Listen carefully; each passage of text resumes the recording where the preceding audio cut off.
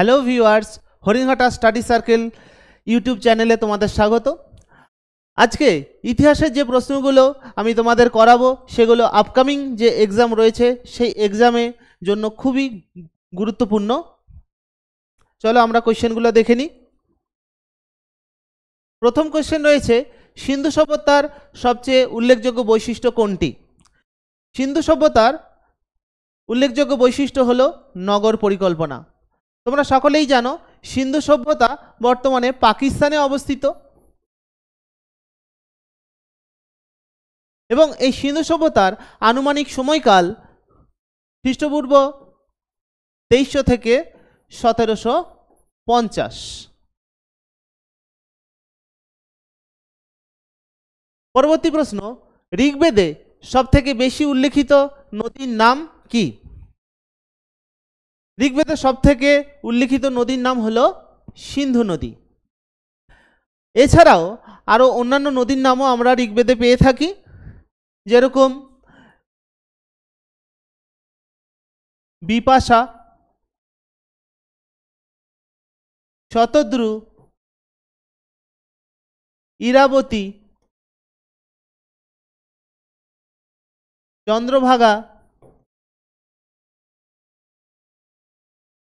বিতস্তা,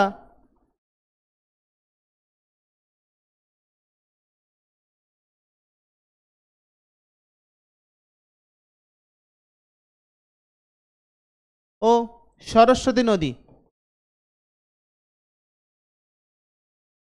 তোমরা সকলেই জানো ঋগ্বেদ হলো আর্যদের প্রাচীনতম বেদ এবং এই ঋগ্বেদ 1028টি সূক্ত রয়েছে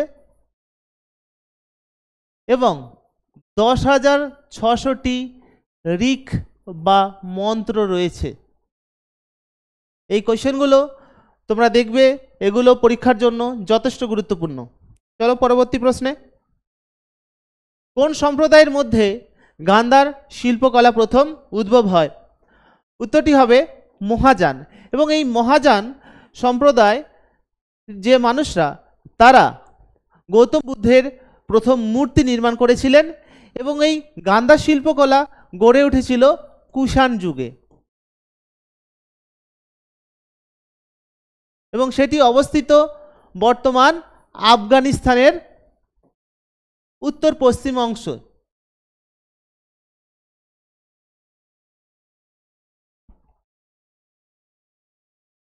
পরবর্তী প্রশ্ন, ত্রিপিটক কোন ভাষায় রচিত? ত্রিপিটক পালি ভাষায় রচিত হয়েছিল। ত্রিপিটকের 3টি পিটক নিয়ে গঠিত ছিল। একটি হলো বিনয় পিটক, আরেকটি সুক্ত পিটক, আরেকটি অভিধম্ম পিটক।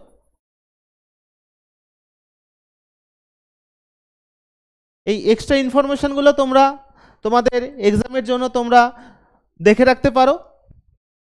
চলো পরবর্তী প্রশ্নে, নিম্নলিখিত ব্যক্তিদের মধ্যে বুদ্ধ কার সমসাময়িক ছিলেন? গৌতম বুদ্ধ চীনা দার্শনিক কনফুসিয়াসের সমসাময়িক ছিলেন। কনফুসিয়াস ছিলেন একজন চীনা দার্শনিক যার চিন্তাধারার দ্বারা চীন তথা পূর্ব এশিয়া প্রভাবিত হয়েছিল এবং তার সময়কাল ছিল 551 থেকে 479 খ্রিস্টপূর্বাব্দ। নেক্সট, অশোকের লিপি ও ব্রাহ্মী লিপির পাঠোদ্ধার কে করেন? প্রাচ্য ঐতিহাসিক জেমস প্রিন্সেপ 1837 খ্রিস্টাব্দে অশোকের লিপির পাঠোদ্ধার করেন। নেক্সট, রাজতরঙ্গিনী অনুযায়ী অশোকের প্রিয় দেবতা কে ছিলেন? উত্তরটি হবে শিব। রাজতরঙ্গিনী গ্রন্থটি কার লেখা তোমরা আশা করি অনেকেই জানো। গ্রন্থটি লিখেছেন কাশ্মীরি কবি কলহন। পরবর্তী প্রশ্নে, মৌর্য যুগে কণ্টক শোধন কি ছিল? কণ্টক শোধন ছিল একটি ফৌজদারি আদালত, যেখানে চুরি, ডাকাতি বা প্রাণী হত্যা সঙ্গে যারা যুক্ত থাকতো তাদেরকে শাস্তি দেওয়া হতো এবং তাদের বিচার হতো। তো এই কণ্টক শোধন নামক আদালতটির অনুসন্ধান আমরা কৌটিল্যের অর্থশাস্ত্রে পেয়ে থাকি।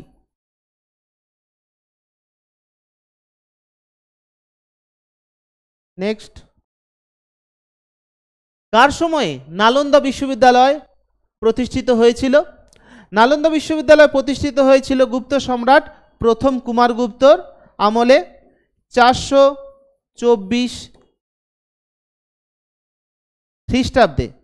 প্রথম চন্দ্রগুপ্তের সময়কালটাও একটু দেখে নেওয়া যাক। 415 থেকে 455 খ্রিস্টাব্দ, এটি ছিল গুপ্ত সম্রাট প্রথম কুমারগুপ্তের সময়কাল।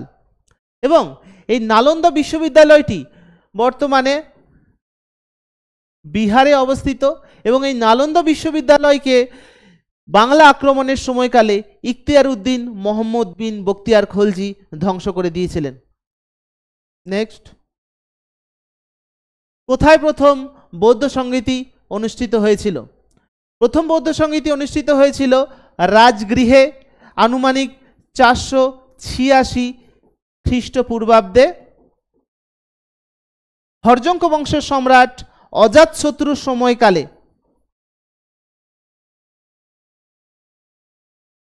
এই প্রসঙ্গে বৌদ্ধ সংগীতির ওপরে তোমাদের আরও অনেক প্রশ্ন আসে, সেটি কিভাবে মনে রাখা যায় তার জন্য আমি তোমাদের একটি সূত্র বলে দিচ্ছি, এটি তোমাদের কাজে লাগতে পারে।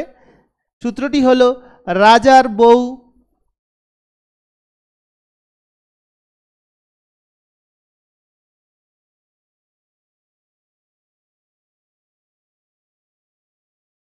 বউ পাটকাঠি। এই সূত্রটির মধ্যে 4টি বৌদ্ধ সংগীতি কোথায় কোথায় অনুষ্ঠিত হয়েছিল সেটি আমরা পাবো। রাজার অর্থাৎ রাজগৃহ, বউ অর্থাৎ বৈশালী, পাট অর্থাৎ পাটলিপুত্র,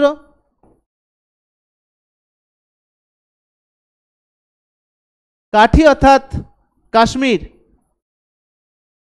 অর্থাৎ আমরা কি দেখলাম? প্রথম বৌদ্ধ সংগীতি রাজগৃহে অনুষ্ঠিত হয়, দ্বিতীয় বৌদ্ধ সংগীতি বৈশালী, তৃতীয় বৌদ্ধ সংগীতি পাটলিপুত্রে, চতুর্থ বৌদ্ধ সংগীতি কাশ্মীর বা মতান্তরে জলন্ধর। নেক্সট, ভারতের তোতা পাখি নামে কে পরিচিত? ভারতের তোতা পাখি অর্থাৎ parrot of India, parrot of India নামে পরিচিত ছিলেন আমির খসরু। এই আমির খসরুকে সুলতানি যুগের রবীন্দ্রনাথ ঠাকুরও বলা হয়। আমির খসরু লিখিত কয়েকটি গ্রন্থের মধ্যে উল্লেখযোগ্য হল খাজাইনুল ফুতুহ,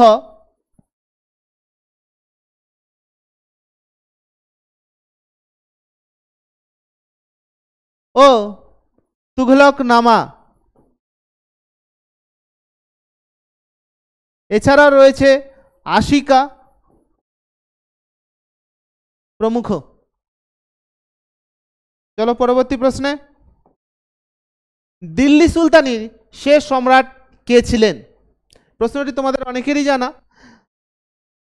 উত্তরটি হবে ইব্রাহিম লোদি। ইব্রাহিম লোদি ছিলেন সুলতানি বংশের শেষ সম্রাট, অর্থাৎ তিনি 1526 খ্রিস্টাব্দে বাবরের কাছে পরাজিত হয়েছিলেন এবং এই যুদ্ধের পরেই ভারতবর্ষে 1526 খ্রিস্টাব্দে মুঘল বংশের সূত্রপাত হয়। নেক্সট, আলাউদ্দিন খলজি কাদের বিরুদ্ধে প্রথম সামরিক অভিযান করেন? আলাউদ্দিন খলজি প্রথম সামরিক অভিযান করেন গুজরাটের বিরুদ্ধে 1299 খ্রিস্টাব্দে। সেই সময় গুজরাটের সুলতান ছিলেন, সম্রাট ছিলেন বাঘেলা বংশীয় রাজা কর্ণদেব। নেক্সট,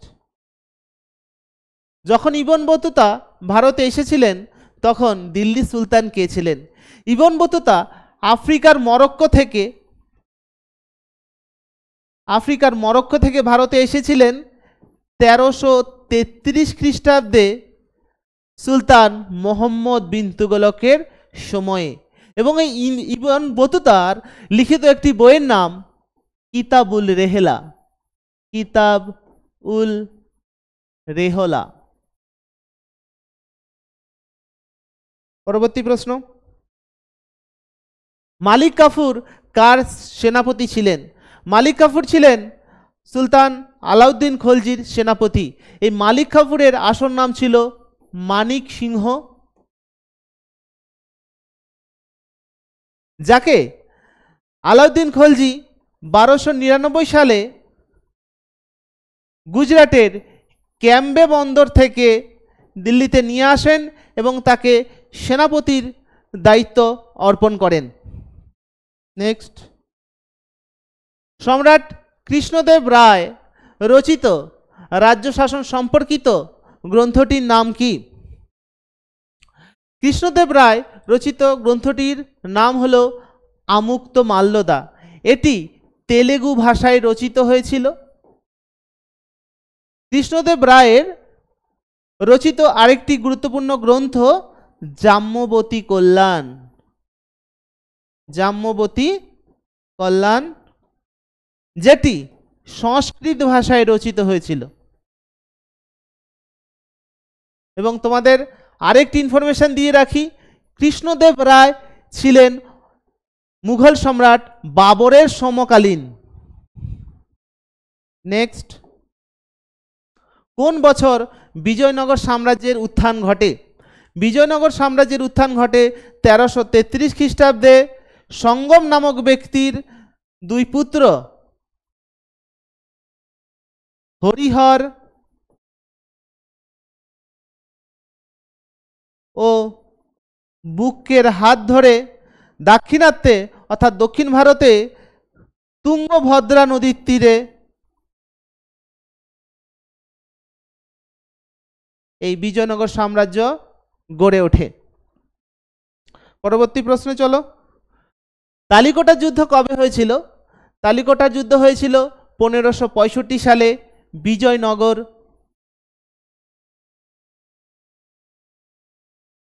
ও বাহমনি সাম্রাজ্যের মধ্যে কর্ণাটকের কৃষ্ণা নদীর তীরে এই যুদ্ধটি সংঘটিত হয়েছিল রায়চুর দোয়াব নামক উর্বর অঞ্চলকে দখলের জন্য। নেক্সট, মুঘল সম্রাট ঔরঙ্গজেব কত সালে মারা যান?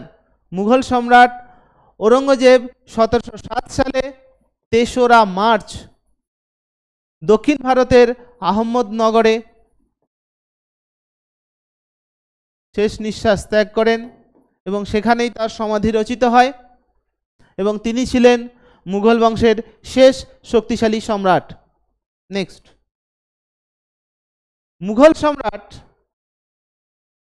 কোন মুঘল সম্রাট জিজিয়া কর রদ করেন? মহান মুঘল সম্রাট আকবর 1564 সালে জিজিয়া কর রদ করেন। এই জিজিয়া কর ছিল তৎকালীন হিন্দুদের ওপর আরোপিত একটি কর, যেটিকে আকবর রদ করে দেন। 1679 সালে ঔরঙ্গজেব পুনরায় জিজিয়া কর প্রবর্তন করেন। নেক্সট, কোন পার্সিয়ান শাসক জাহাঙ্গীরের রাজত্বকালে কান্দাহার দখল করেন? পার্সিয়ান শাসক শাহ আব্বাস 1622 সালে কান্দাহার দখল করেন। প্রসঙ্গত, জাহাঙ্গীরের রাজত্বকাল ছিল 1605 থেকে 1627। তোমরা এক্সট্রা ইনফরমেশনগুলো অবশ্যই নোট ডাউন করে রাখবে, তোমাদের আপকামিং এক্সামের জন্য ভীষণ গুরুত্বপূর্ণ হতে চলেছে। নেক্সট, আকবর ইবাদতখানা নির্মাণ করেন কোন সালে? আকবর 1575 সালে ইবাদতখানা নির্মাণ করেন ফতেপুর সিকরিতে। ফতেপুর সিকরিতে। এবং এই ইবাদতখানাতে আকবর বিভিন্ন ধর্মের যে সার কথা সেটি নিয়ে তিনি আলোচনা করতেন। নেক্সট, কোন বছর শিবাজি ছত্রপতি হিসাবে সিংহাসনে আরোহণ করেন? উত্তরটি হবে 1674।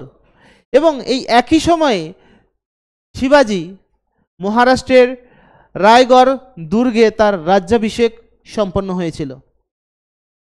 নেক্সট, শেরশাহের সেনাপতি কে ছিলেন? শেরশাহের একমাত্র হিন্দু সেনাপতি ছিলেন ব্রহ্মজিৎ গৌড়। এবং শেরশাহ সম্পর্কে তোমরা অনেকেই জানো। শেরশাহের ছিলেন তিনি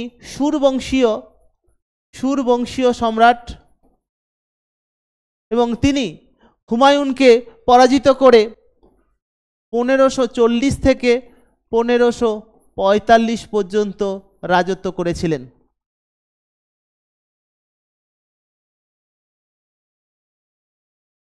তাহলে ফ্রেন্ডস, আজকে যে সমস্ত প্রশ্ন নিয়ে আলোচনা করলাম সেই সমস্ত প্রশ্নগুলো তোমরা অবশ্যই দেখবে আপকামিং এক্সামের জন্য। Thank you.